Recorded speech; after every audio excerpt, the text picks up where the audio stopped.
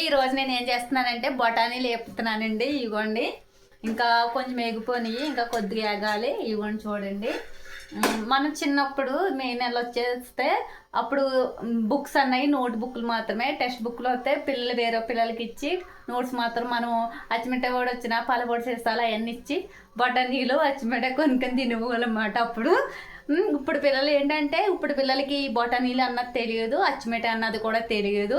అందుకని పిల్లలకి ఎప్పుడైనా సరే పళ్ళు అన్నాయి చాలా స్ట్రాంగ్గా ఉండాలంటే అందుకని ఈ బొటానీలు తింటే పళ్ళు అన్నవి చాలా స్ట్రాంగ్గా ఉంటాయి. అందుకని నేను అప్పుడు అన్ని బొటానీలు తినేందుకు అనుకుంటా నా పళ్ళు చాలా స్ట్రాంగ్గా ఉంటాయి.